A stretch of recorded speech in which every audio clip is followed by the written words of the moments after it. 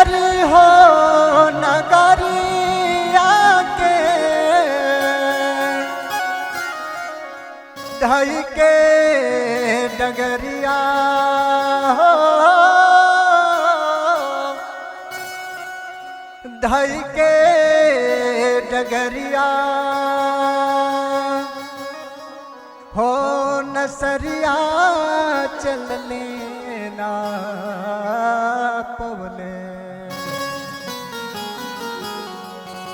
जकई खबरिया हो नसरिया चल लेना जकई खबरिया हो नसरिया चल लेना जकई खबरिया हो नसरिया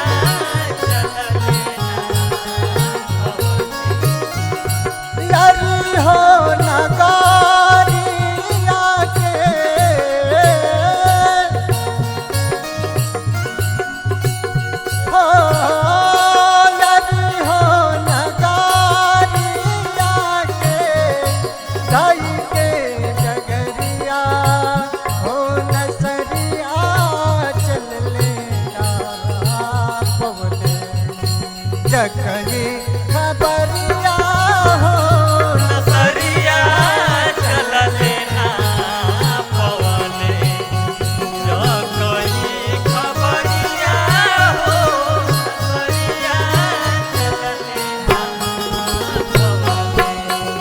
जकई खबरिया हो जकई ये खबर पाता है कि यीशु नासरी यरीहो नगर को जा रहे हैं। उसके अंदर यीशु को देखने का भाव जागता है, लेकिन नाटा था इसके वजह से। अब वो देखने की इच्छा तो कर रहा है, लेकिन देखने कैसे पाएगा ये देखिए आगे कहता है कैसन बाटे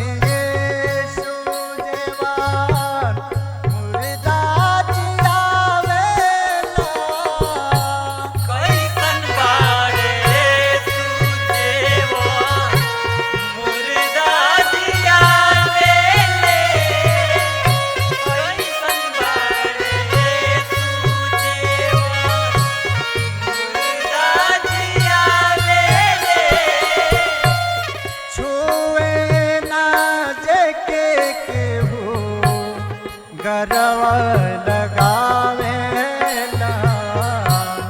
गरवा लगावे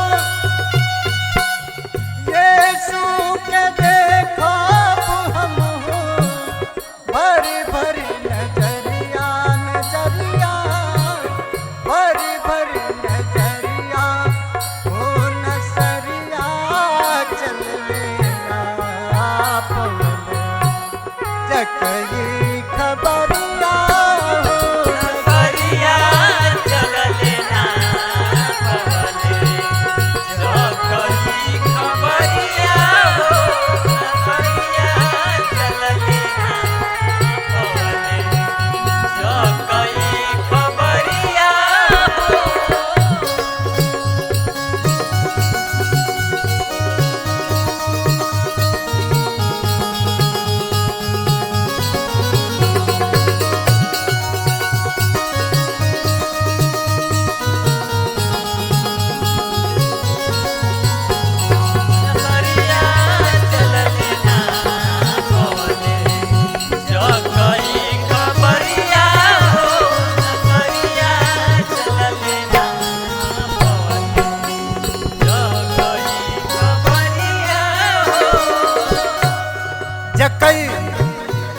नाटा व्यक्ति था और वो क्या करता है, क्या दिमाग लगाता है, कहना है गीत के माध्यम से।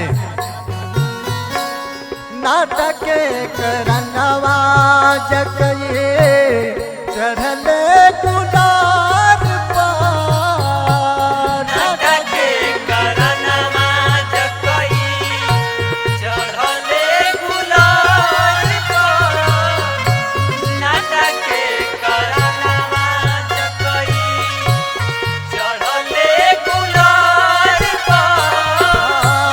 कैसन बाटे येसुआर देखबो नगार भर, देखबो नगार भर। कैसन बाड़े सुआज देखबो नजार भर, देखबो नजार भर। कैसन बाड़े सुआज देखबो नजार भर, देखबो हो गुलारा पे चढ़ी जकई, गुलारा पे चढ़ी जकई, हो देख ले जहरिया,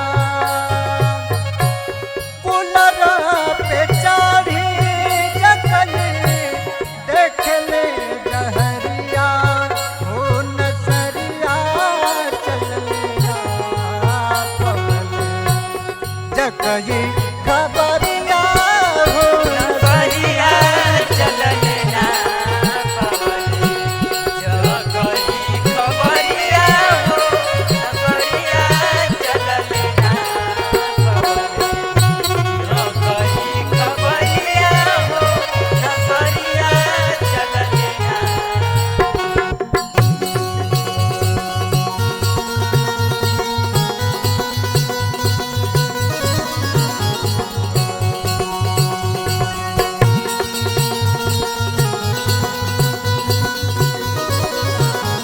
नसरिया चलले ना पवन जकई खबरिया हो, नसरिया चलले ना पवन जकई खबरिया हो। जकई नाटा होने के कारण कूलर पे चढ़ जाता है यीशु मसीह को देखने के लिए। क्या होता है, जिस रास्ते से प्रभु यीशु मसीह आ रहे थे उसी रास्ते में एक कूलर का पेड़ था, उस पे चढ़ जाता है। कहना है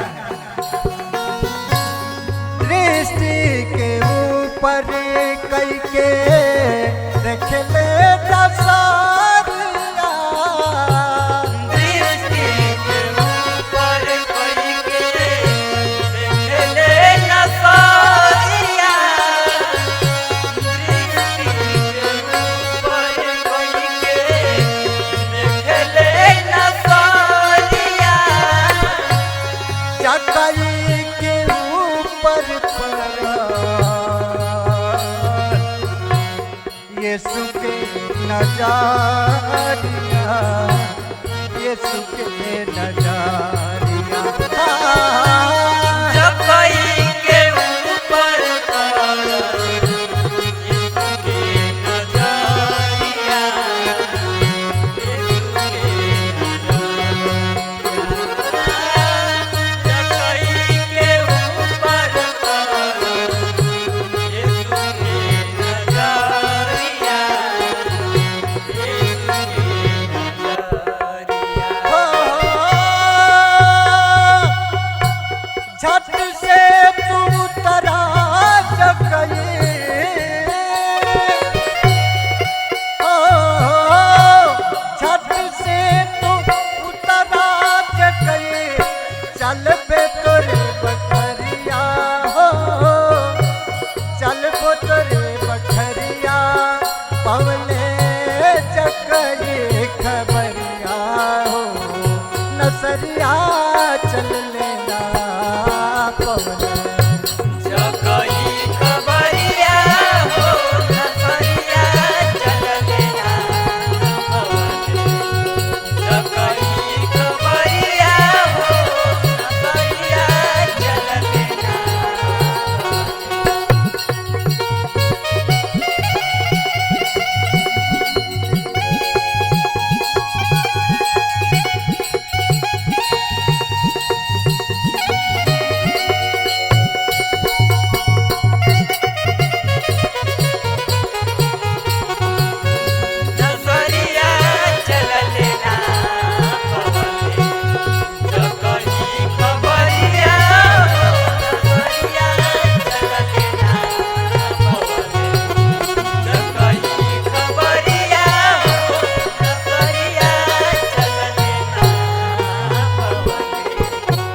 मेरे भाई, मेरे बहनों, प्रभु कब किसका उद्धार कर देगा किसी को पता नहीं है।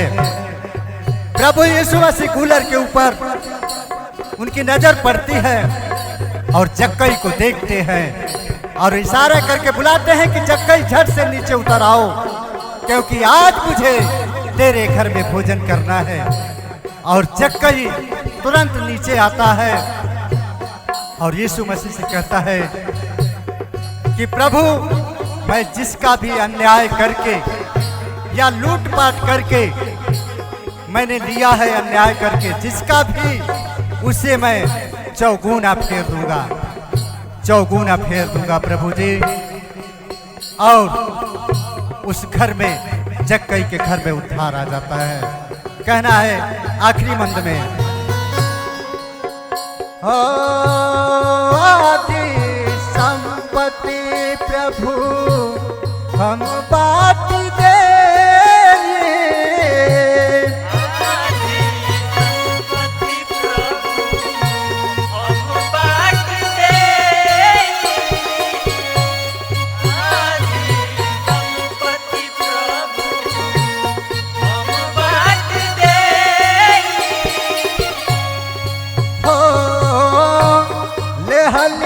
अन्याय करके चौगुना फेर दे,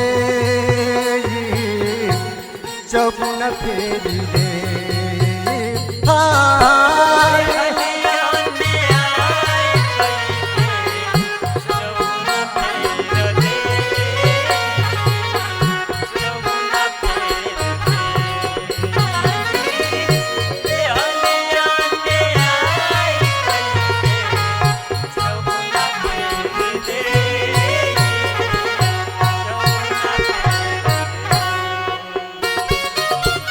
यीशु मसीह कहते हैं आज इस घर में उद्धार आया है, आज इस घर में उद्धार आया है।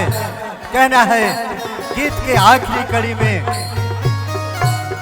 आए उद्धार घर के, आए उद्धार यार घर के भीतरिया हो, घर के भीतरिया हो, नजरिया चल लेना पवले जगजी खबरिया हो, नजरिया चल लेना पवले।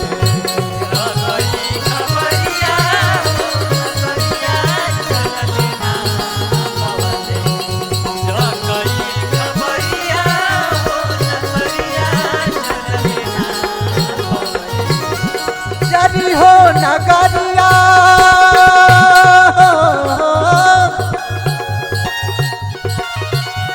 जरी हो नगरिया के दई के जगरिया, दई के जगरिया हो, नसरिया चल लेना पवले जगजी खबरिया हो,